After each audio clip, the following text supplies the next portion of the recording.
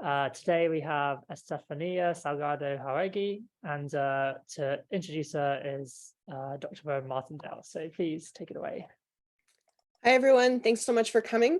I'm happy today to introduce our speaker, Estefania Salgado Jauregui. Estefania is a fifth-year PhD student and a Columbian Fulbright Scholar. She's working with Dr. Kathy Ellens and myself.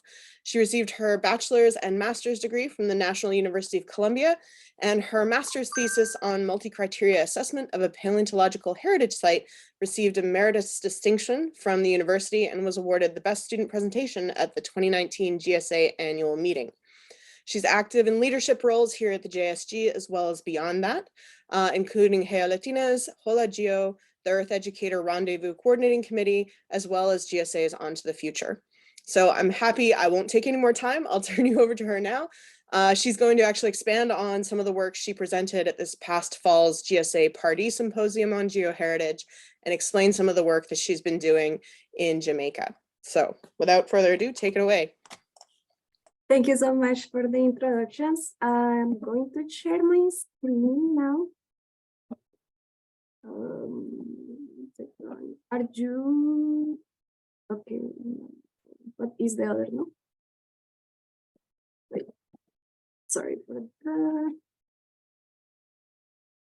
Second screen. This is screen. Okay. Are you seeing the right screen now?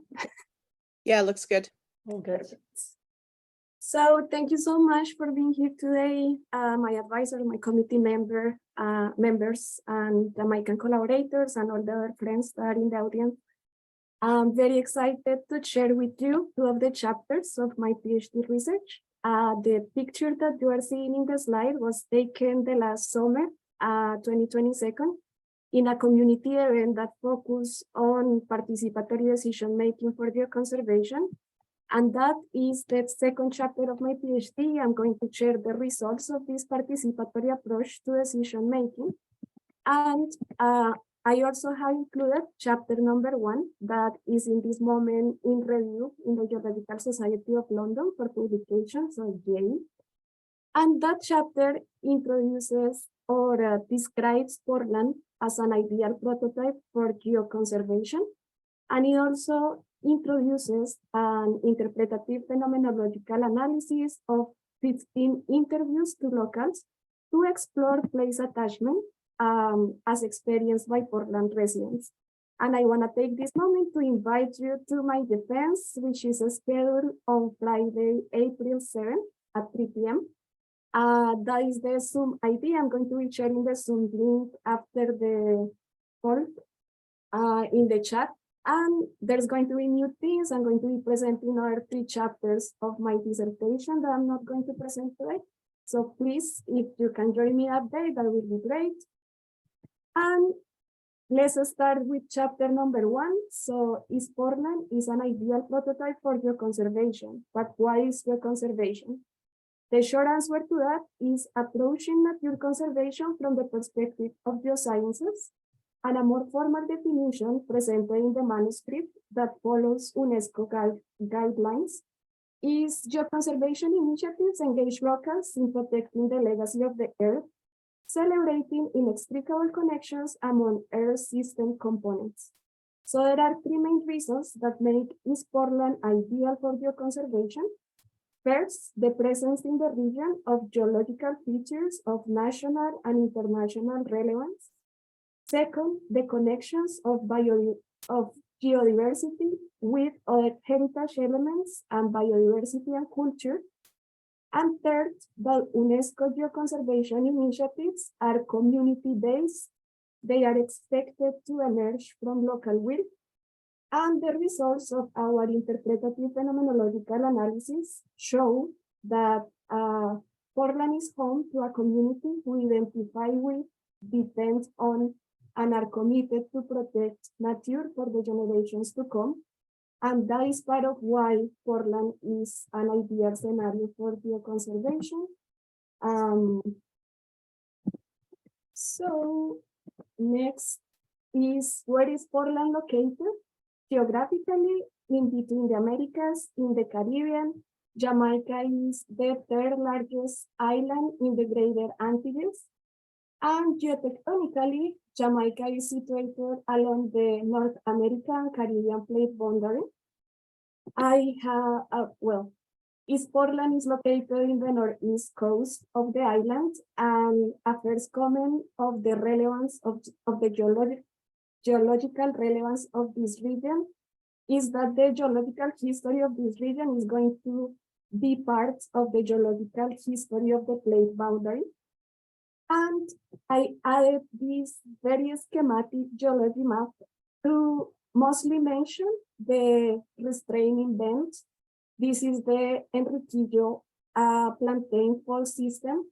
That is also a very important fault system in IT. And this region is tectonically active, as we know. And if we zoom into the geology, we see that almost 2/3 of Jamaica are Pliocene to Miocene carbonate units, which is the yellow units in this map. There are some outcrops of the Cretaceous or some inliers, and the Blue Mountains in the east region of the island is the biggest of these Cretaceous inliers. And you can also see that there are different units, and this translates in geodiversity. So this is a very geodiverse region in Jamaica. And in GeoHeritage, we identify sites that are representative of the geological history of a region. This is made through literature review and survey to experts. So we did literature review and we had informal interviews with experts in the local geology, Dr. Simon Mitchell and Dr. Thomas Stemman. And we have identified 5 sites that are representative of the geological history of East Portland, but they are also representative of 4 main phases in the geological history of Jamaica. And I'm going to walk you through these sites and consider these like a geotour because I have pictures of how the site looks and the geological history that they represent. So going from the oldest to the youngest, we start with the Campanian volcanosedimentary succession at the back Rio Grande. So this is like 80 million years ago. And we have in the map, the back Rio Grande is a tributary of the Rio Grande, which is a major river in the region that I'm going to mention later in the talk. This is just a map, like a zoom in of the river and the stratigraphic section that you find there. So there are 2 types of rocks. There are limestones and volcanic rocks. They are interbedded, and the limestones are important and have been included in the first GeoHeritage inventory, national inventory that was made by James Williamson in 2017. And they were included as geostratigraphic markers for the Campanian, mostly for the presence of these very well preserved fossils. These Barrettia monilifera are bivalves, but there are more organisms in these limestones. And as I mentioned, the Cretaceous is not predominant in the island, so these Cretaceous outcrops are important, singular in the region. Then we have the volcanic rocks, and the volcanic rocks have been object of trace elements and isotope data analysis, which reveal oceanic plateau source. And that is very important because it's the only part in the island where there is evidence of the Caribbean large igneous province. And what that tells us about the history of the island and the history of the Caribbean, these outcrops support the plateau reversal model of the Caribbean tectonic evolution. So in the image in the left, you can see the Caribbean Oceanic Plateau or the Caribbean Large Igneous Province that is believed to have erupted in the Galapagos, like southwest from this image.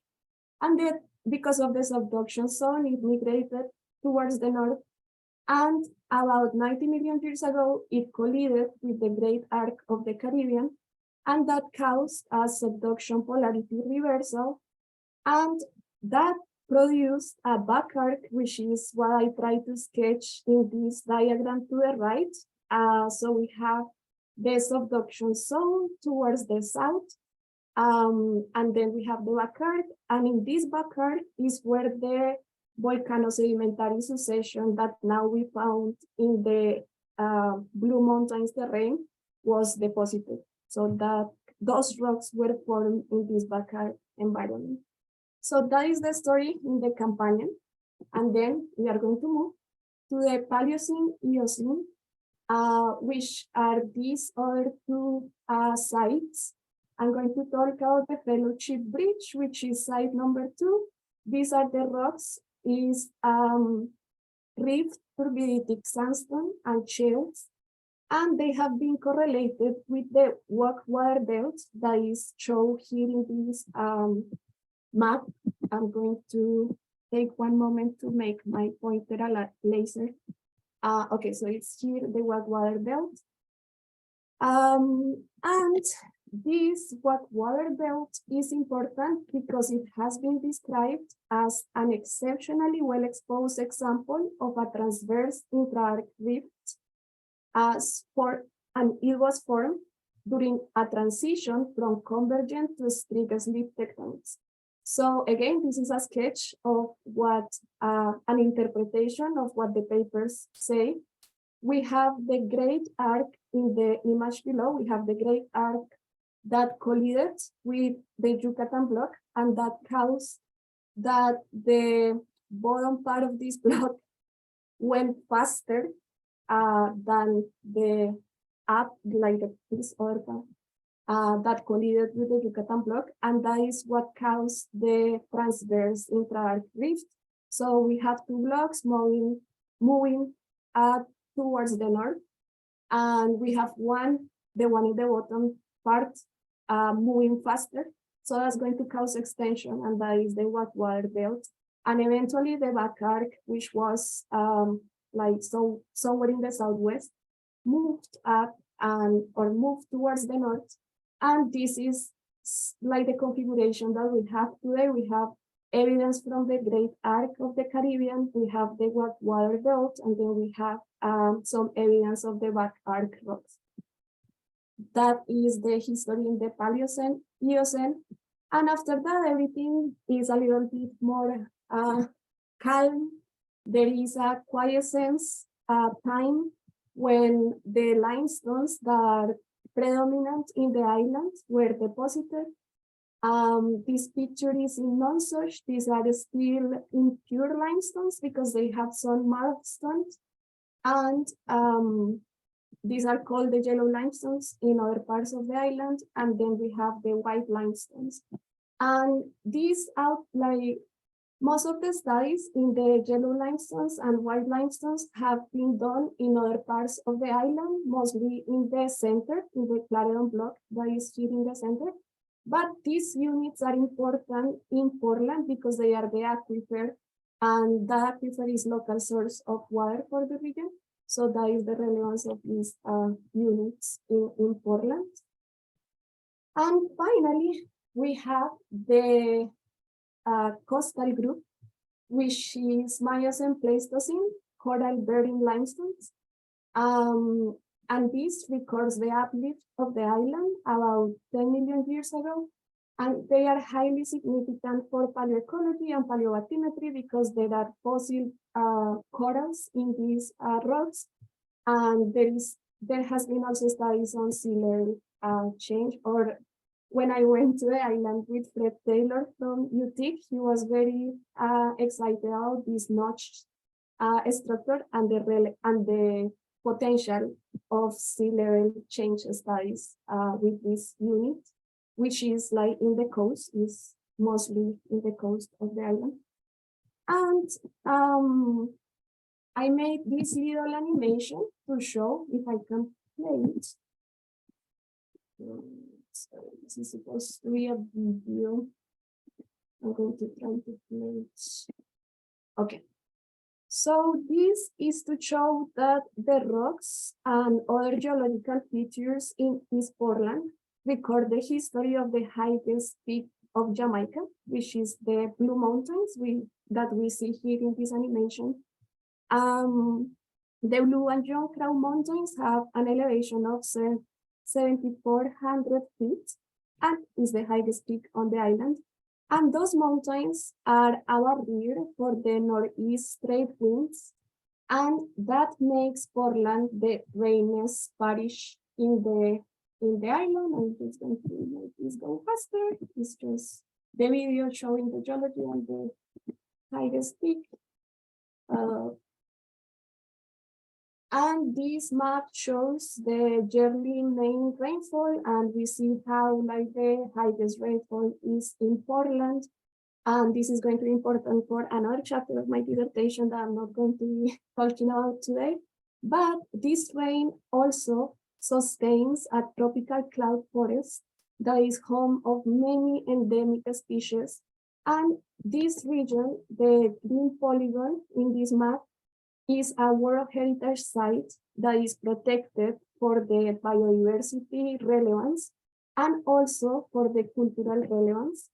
An important criteria for declaring the World Heritage Site was the cultural relevance in relation with Maroon communities. And Maroons are descendants from Africans who were brought to Jamaica and to the Americas as slaves during the colonization. And Maroons are descendants from Africans who found in these mountains a refugee in their resistance to colonialism. After the independence wars, they were granted lands and they still live in the region, and their legacy is part of the cultural richness of the region, the country, and the world. And this geoconservation puzzle in a Caribbean island wouldn't be complete without the ocean, and there is an important marine conservation effort in Portland. There is Portland Special Fishery Conservation Area. It's a marine sanctuary, is managed by the Alligator Head Foundation. Our local collaborators in 2019, when we first went to Portland, this was the most active nature conservation initiative in the region, and since then we have been collaborating. And a long-term goal of this project has been to incorporate the protection of the land with the protection of the ocean in this region. And I have brought this poem today to make a transition to the second part of the talk, which is going to be more about the work, some of the work that we have done with the communities in Portland. And this is a poem that my advisor, Kathy, thank you, Kathy, shared with me. It's written by Lorna Goodison, who is one of the Caribbean's most distinguished contemporary poets.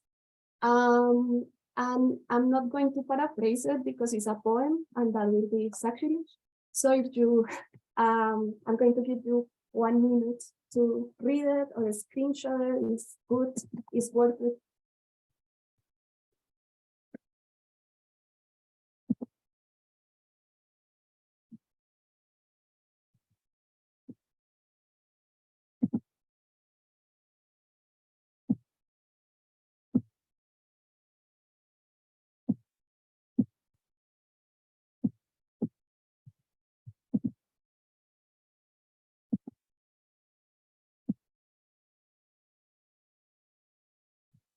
Okay, so in this poem, the author describes an imagined scene, like it's imaginary, where Spain's Queen Isabella receives a report of the discovery of Jamaica from Christopher Columbus, who is an Italian colonizer financed by the Spanish court. And the reason I am talking about the poem is because it describes the richness of the island. It describes the high mountain ranges, the deep valleys, the overabundance of woods. And at the end, it says, and yes, Your Majesty, there were some people. And we have talked so far about geoconservation in Portland and how there is geological relevance and how there are other elements of international relevance in terms of biodiversity and culture. And these geoconservation initiatives are community-based, and they are unlike other conservation initiatives, for example, national parks in Colombia or even here in the US, where people don't live inside the park. Geoconservation initiatives engage locals who live in the region to protect the legacy of the earth. So this is like the theory or like the UNESCO guidelines. However, in the practice, a recent study in 2019, a bibliographic analysis of 326 papers revealed that geoconservation studies remain solely positioned in the domain of the geosciences and pay limited attention to communities and their landscape values. And we wanted to do things different and pay more attention to communities. And with that motivation, we engage in conversations with locals through interviews and workshops. And who are the locals? They were farmers, fisherfolk, touristic operators, artists, teachers, representatives from the Moortown Maroons, students, lecturers from the University of the West Indies, Mona, Jamaica, and representatives from local environmental organizations. And in 2019, it was pandemic time, and we had interviews. I interviewed 15 participants, and the Alligator Head Foundation was like a strategic partner in this part of the work because it was pandemic time. They were our local collaborators. They helped us reaching out to the participants. They set up a space in their offices where I could video call with the participants. And after talking to each participant individually, there was a script, like the interviews follow a script. I transcribed each interview verbatim. Is about 40 to 70 pages for a 1.5-hour interview. And then I use a software that is called Deduce for qualitative studies, and I did an analysis line by line. This is how the software looks. Each of these files is an interview, and what you do here is going line by line and assigning codes that represents, in this case, place attachment. So the method that I used was an interpretative phenomenological analysis. This is a qualitative, inductive, and iterative methodology that seeks to describe the essence of a phenomenon by exploring it from the perspective of those who have experienced the phenomenon. So in this case, the phenomenon is place attachment, and through the interviews, we studied the connections that East Portland locals hold towards the place. As I mentioned, it's an iterative process. So when you move to a new participant, some patterns start to appear, and then themes emerge via this inductive analysis and association of commonalities.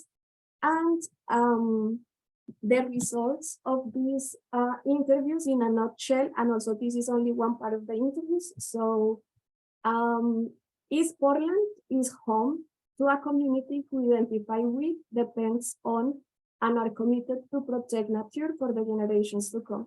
So we identify 2 dimensions of place attachment that have been previously described in the literature. First is place dependence, which is functional attachment, and is the ability of a place to satisfy the needs of the individual. So an example of that is seeing or describing nature as source of water, food, income. So the quote from the transcript that is an example of that is, "We get so many things from the mountains. Some trees are medicinal. They prevent landslides, provide shelter for animals, food. Some trees are used to build traditional roofs. Mountains bring fresh water for the community. We must be environmentally conscious to survive." We also identify place identity, which is an emotional attachment, and this is the dimensions of selves is part of the self-identity of the person, but understood in relation to the physical environment. So the example here is, I am a water person, so when you talk about the ocean, yes, that is me, and that is what Portland offers. So this is a place identity. And then previous studies have found that there is a correlation between place attachment and pro-environmental behaviors and advocacy. And we also identify that connection in both, like with place dependence and place identity. So for example, with place dependence, the sea gives me food, why don't respect the sea? So is the idea of protecting because of place dependence. So the sea gives me food, then we should respect the sea. And then with place identity, the example is, it is not about us, it's about the generations to come. We are just keeping a legacy. We are the ones who need to protect. So my children and your children can say they actually left us something. This second example, to understand why is place identity, we need to know that some authors have identified social bonding as an important component of emotional attachment or place identity. And in this case, when people was talking about reasons for conservation, they express connectedness with a community through time. So with people who is going to be in that place after them, and also some other examples with people who was there before.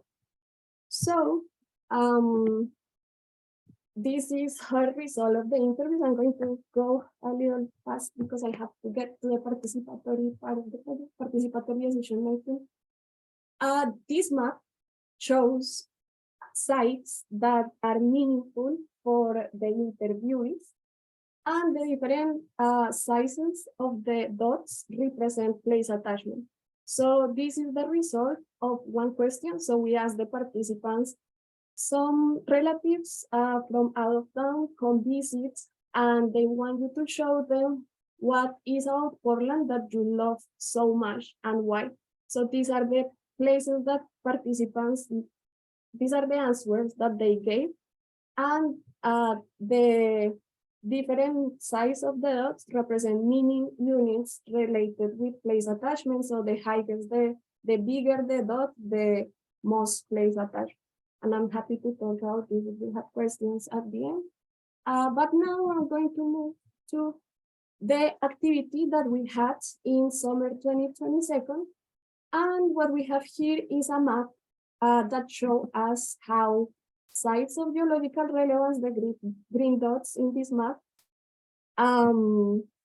overlap with an area that has world, natural, and cultural heritage, and also an important marine conservation, an important region for marine conservation in Jamaica. And these sites that are important and meaningful for locals, and this last polygon is product of one of the workshops that was before June 2022. And it was drawn with the participants delimiting an area that we consider, or they consider, important to protect in connection to the ocean. So that map was the baseline for the conversations that we had in summer 2022. And it also represents that geoconservation is multi-criteria. And when we start talking about managing a region or conservation alternatives for a region, we have to consider that it's multi-criteria and multi-stakeholders, so there's many interests like in the region. Summary. So we, in June 2022, we presented a hypothetical scenario where the local government in Portland received 2 proposals for the management of this area, and the deputy mayor is interested in what the community thinks will be the best alternative. Again, this is hypothetical, but this is the scenario that we presented. And the proposals are community-based tourism and resort. These both are very common in the region. There are examples of both that participants know. And we use the analytic hierarchy process to facilitate this conversation. So what is the analytic hierarchy process? It is a model for multi-criteria decision-making that was proposed in 1980s, and it has been broadly used in business and policy making. And basically, the theory behind the model is that when you make a decision, you have to consider many things simultaneously in your head. And Satie proposes to structure the decision in a hierarchy with a goal, some alternatives, and some criteria that are important to make the decision. And then you use pairwise comparison matrices to assign weights to each of the components of the model. And what is important in the model is that you are always comparing two things. And then at the end, the model allows you to compute like what alternative is best, considering all the comparisons that you did before. So the matrices have the properties of homogeneity, meaning that if you are comparing two things that are the same, result with result is one, the value is one, and reciprocity, that if you, also I forgot to mention that you use values from 1 to 9 that I'm going to show in another slide, and that is part of the fundamental scale proposed by Satie. But in this matrix that is in the slide, the 5 represent that resort is preferred strongly over community tourism. And if you say that, then reciprocity means that when you compare here again resort with community tourism, it has to be 1/5, because then you are saying that resort, that community tourism is 1/5 preferred over resort. So it's the reciprocal, because it's the same comparison. You are saying the same thing. So we wanted to make that process participatory, and for that we designed the decision-making board, which is a physical tool where it has pockets in the sides, and the participants can put enter cards in the yellow and green squares that are here in the slide. And this is the fundamental scale by Satie. This is part of the method proposed by him. And we were working in 3 groups. It was 20 participants total. The groups were 6 to 7 people. And the participants were instructed in each group to use the word to express their preferences in 3 different rounds. So each round had 1 question posted in the word. For example, the first question is, what alternative is preferred if we only consider funding? So each participant was instructed to use the word to say what alternative was preferred. If they say, for example, that they prefer resort, they will move the slide bar towards resort to say that they prefer resort strongly over community-based tourism, as is shown in the slide. And they also had to give a reason why, like I just justify their choice. In each table, there was a scriber. The scribers were all geology Jamaican students, and they have a very important role because they enter the responses of each participant in a Google form, and that allow us to show the participants the results simultaneously during the activity, and this is something that was highly appreciated. So what happened is that each scriber in the table collected the responses, and then I was there and I got all the responses in an Excel file that I had already programmed to make the calculations. And this is what we showed the participants in real time, except the matrix. The matrix was there, but I didn't show that to the participants. Everything else we shared. So for example, for the first round of what project is preferred if we only consider funding, we have in the left a bars diagram, and we can see green is resort and yellow is community-based tourism, which are the 2 alternatives.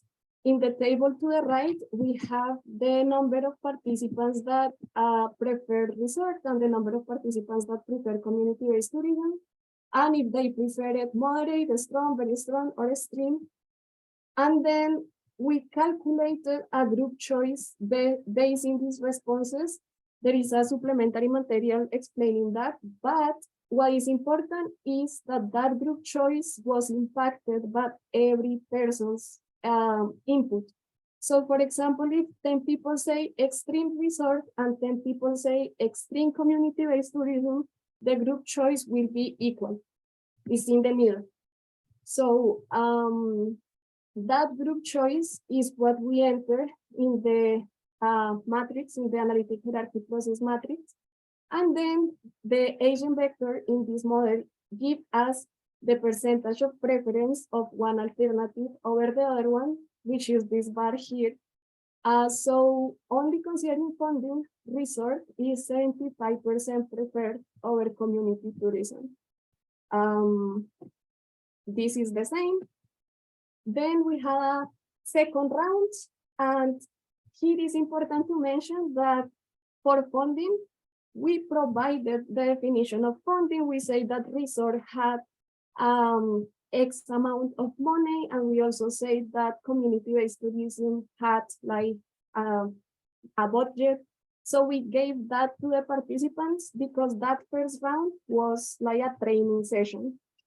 The second round was the participants discussed what was withheld, which is the other component of the model, and how community-based tourism or resort will impact withheld. Then they wrote their own definitions in the cards. They used the cards in the decision-making board, and those cards became input to the model. And then they use the word in the same way that I already explained. To answer to the question, what project is preferred if we only consider withheld? And in this case, we see that community-based tourism was preferred over resort when we only consider withheld. And some of the reasons is community-based tourism is more environmentally conscious. We are not in without our land. Community members will organize different environmental conservation efforts. It's a growing effort.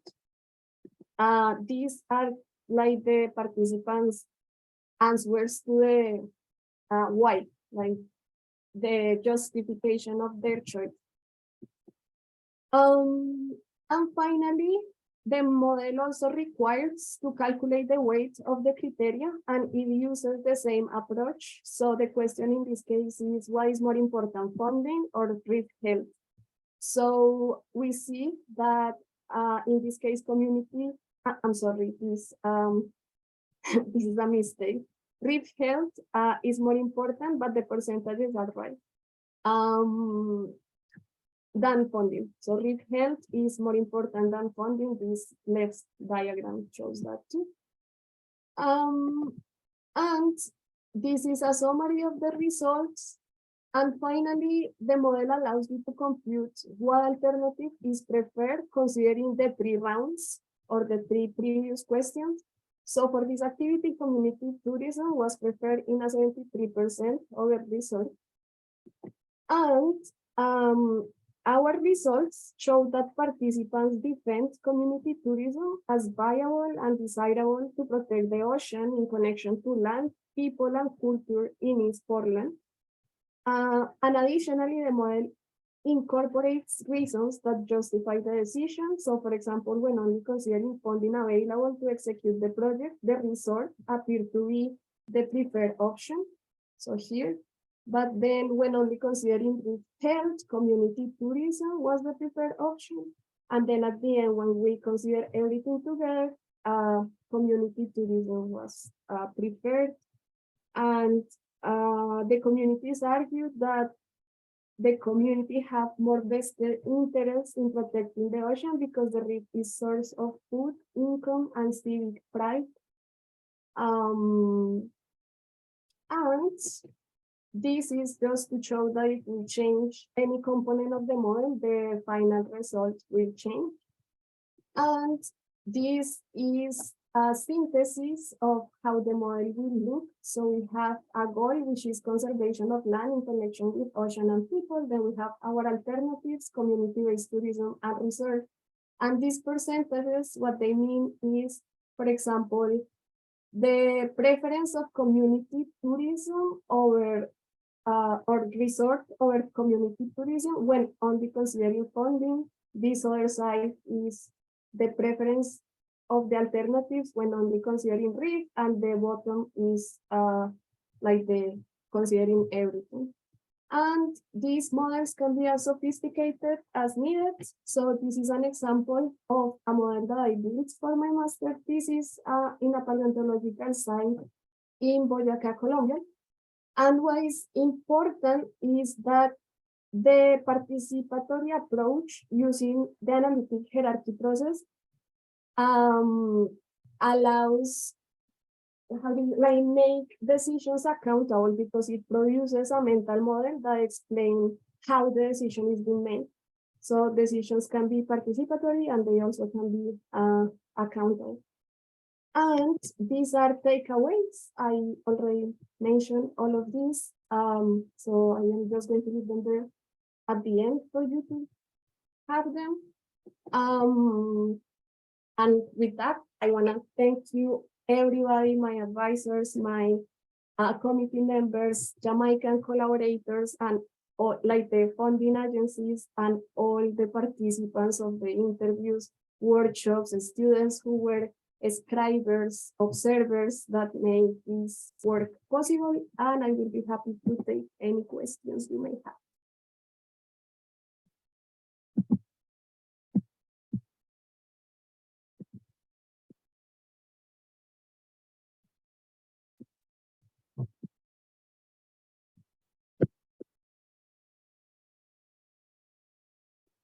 Thanks very much, Estefania. Do we have any questions both on Zoom and some people in the room here maybe as well? I'll try and moderate between the two. Yeah, if we start with Erin. Hi, Estefania. That was really, really interesting. From all of your talking with the participants and everything like that, would you expect any differences if like cruise tourism was considered as one of the options there? Cruise, like boats, like big boats. Yeah. It's possible. Like something that we learned through the activity is that and cards was important, because then the party, like there needs to be agreement of, for example, what cruise tourism is, because it may mean something different for you, for me, and for the participants. So my guess will be I mean, I don't know, it's hard to get because you have to be there having the conversations, but it's similar to the results of this study show that because the tourism is bigger scale in resorts, like that's one of the justifications that people had to say that community tourism was more environmentally conscious, because tourism in a resort is bigger scale. So maybe there could be similar arguments for cruises, like it's bigger scale, so it may not be the best for the environment. Hope that answers you. Awesome, thanks.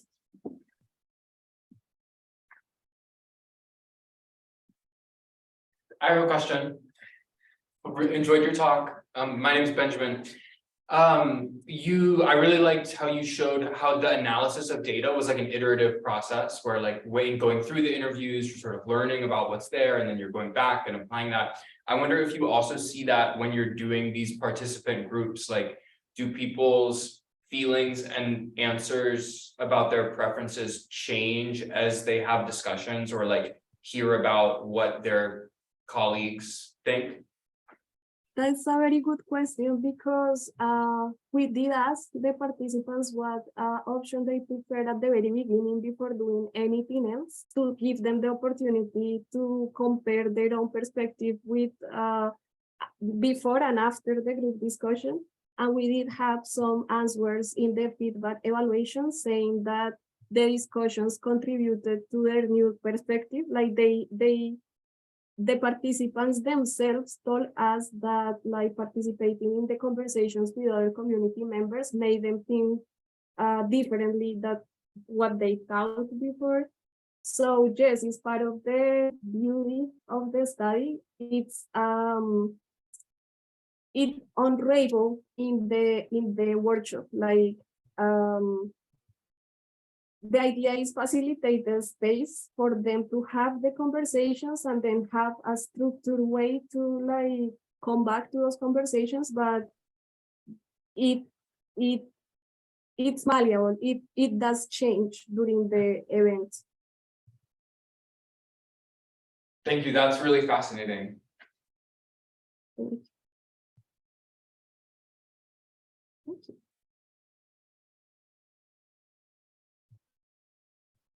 Okay, oh, was someone else? Oh, yeah.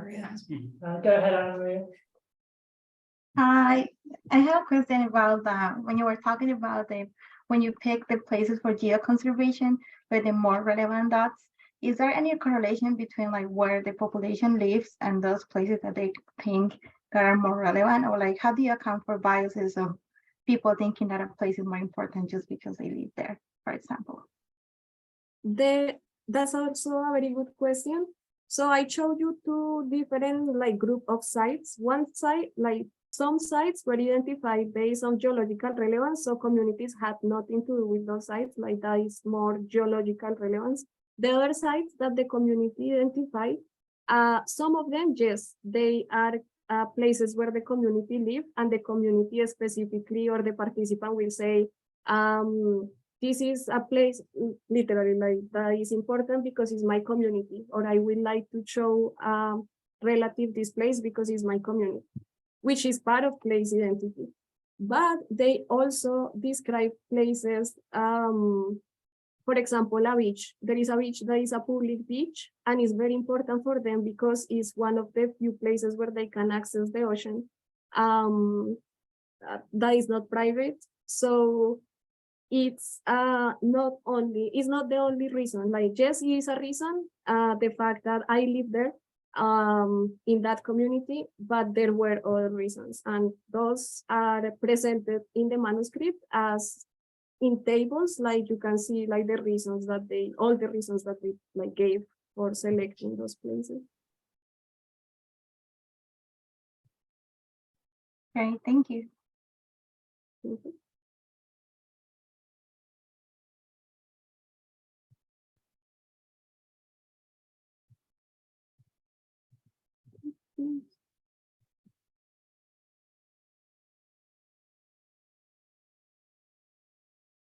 Any more questions online?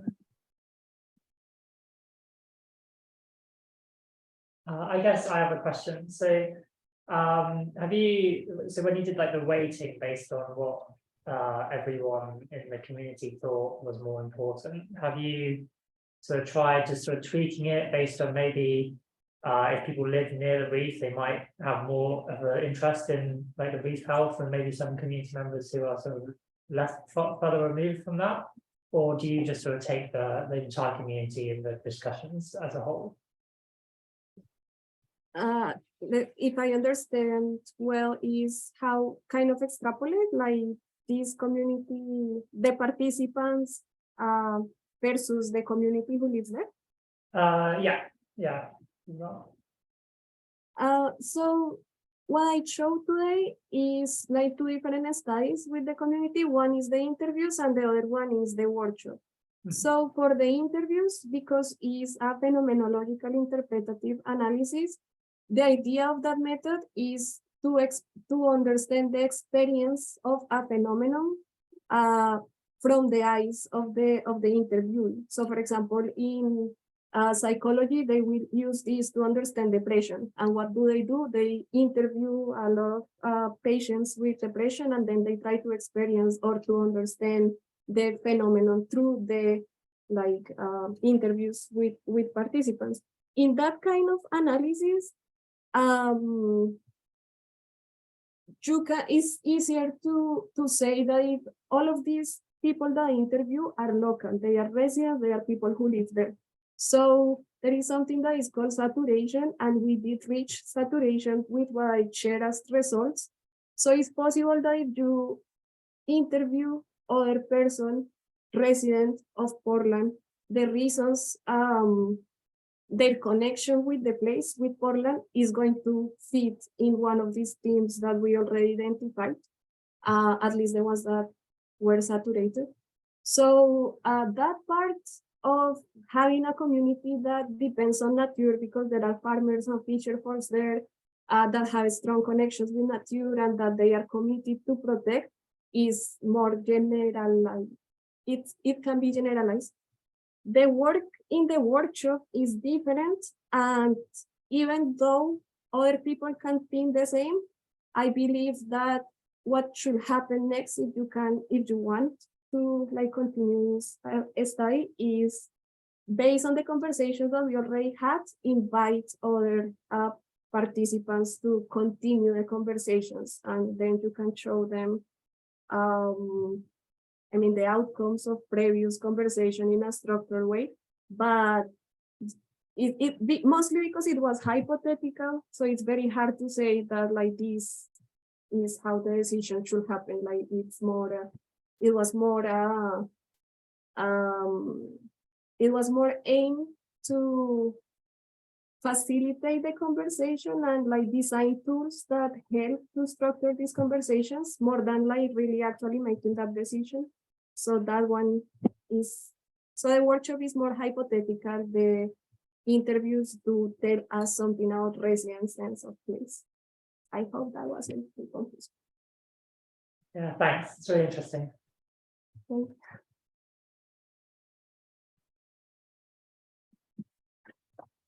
Do we have any more questions? Yeah, I have got one. Go ahead. When you were showing the spread of people who are in favor of community-based tourism versus resort-based tourism with regards to based on reef health, it looked like, okay, yeah, like almost everyone was on the side of community tourism, but the few people who said resort tourism were really far on the extreme side. And I was wondering why that might be. So that is the one with reef. Yeah, This that one. one, yeah. Yes, there is what would I do? I will have to. Oh, that's This was a comment. Like, I do have the the actual answers. This one was because money was considered needed to protect. So the question here is, what project is preferred if we only consider reef health? And the reason for this extreme was we need resource, because the conversation about funding happened before. So they had in the mind that resort had more funding because we told them that. So it was more a conception of we need money to protect, like we cannot protect the reef without the money that the resort will bring. So that was kind of the comment of this extreme. But it was only one person, as we see here. So at the end, it didn't really. I didn't notice that at first. But it impacted the. It was still community tourism preferred, but it didn't. It was not 100% community tourism. If you can see that someone didn't agree, which is important, because then what is expected is that if you share these results or discuss these results with the participants, they will understand that if they want it to be 100% community tourism, they need to agree, like they have to talk to it, and like if they want that to be represented in the model, that has to be a conclusion of a conversation. So it's kind of part of the process of using the model to structure their conversations. But that was the reason. Thank you. That was a question, actually. Kind of similar to this was the kind of discussion on resort versus community-based tourism in terms of reef health. Did you consider that resort-based tourism might be easier to regulate because community-based tourism is kind of might be like many different types of tourism, where resort-based is only resorts, so you can more easily regulate those. There were comments about that, and again, I mean, it's like the comment about community tourism being more environmentally conscious was generalized. Like most of the participants say that, and they are the people who live there. So like that is, I mean, that means something. But of course, like if we are going to apply this model in a real scenario, probably will need to be in a more local area, because in this example that was hypothetical, we were talking about all this region, and all this region is different beaches, is different rivers, is different resorts. Like there are at least 3 or 4 resorts in this area. So for like a real life implementation of this model, it will probably need to be more specific of this resort, like, or this resort versus this community-based initiative. And then is more, there are more realistic criteria that can be incorporated in the model, and then the decision also is more robust. Cool. Thanks, Estefania. I just wanted to add to that it was really interesting being part of seeing some of these discussions at how, what we thought was going to happen totally didn't necessarily happen for all of the discussions. They'd bring up something that we had no concept that might have been an issue, like, oh, well, that looks good from the outset, but in reality, that money gets processed very slowly. So it's actually a very poor, source of funding or something like that. So that, to me, really highlighted how important it was to have the input of the folks that lived in the area, because things that we assumed would be the case were absolutely not, or were the opposite of what we expected. So. Yeah, for sure.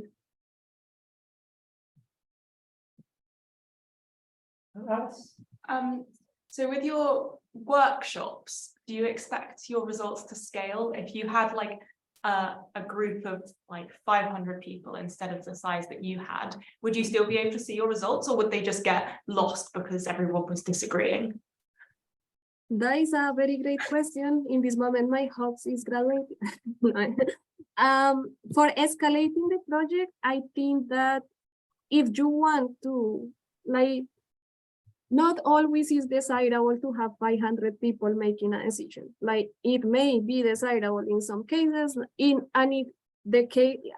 you are facing a case when having 500 people is desirable, probably an app or a survey will be the easiest way to go. Because in a meeting with 500 people, like having the conversation, how do I say? Yes, our methodology for more people will be a survey more than a focus group. So what could happen is that you have different focus group, which is the workshops, and then each of them builds on each other. So you can have a second workshop where, or I mean, if this was a real case scenario, but you already have a model, and that model tells you something about a conversation that you had in event A. So for event B, you can invite different stakeholders or a bigger group or however you want to shape it. And those conversations can still like contribute to the first product that you have. But I will have to explore it better, and I think the better way to do something like that will be with surveys more than with like conversations with the people. Yeah. Thank you very much.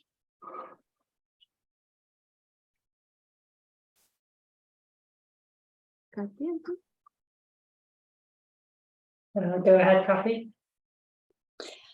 Yes, did you define community-based tourism and also resort-based tourism? And did you provide those assumptions, or did the community, the participants, develop those assumptions? And how do you deal with assumptions that are in that model that are not valid? We, for the funding, discussion, we defined what funding community-based tourism had and what funding resort had. As well as like for the reef, the community defined what will be the impact of community-based tourism in the reef and what will be the impact of the resort in the reef. The definitions of community tourism and resort only incorporate those two criteria. Like we didn't have more extensive conversations of what other things those two alternatives mean. And the results are the results of this session with the participants.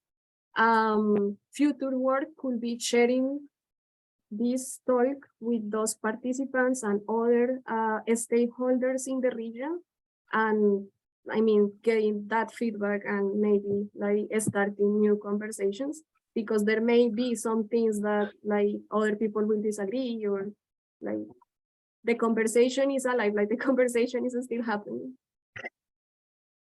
Right, that kind of goes to what somebody who asked a question before asked about resort tourism maybe being better regulated. And it seems that maybe there should be some discussion about what do you do in a model if you haven't made sure that the assumptions that are presented to participants are valid. We can talk about that later. Okay, I would like to talk about that later, Kathy. Thank you.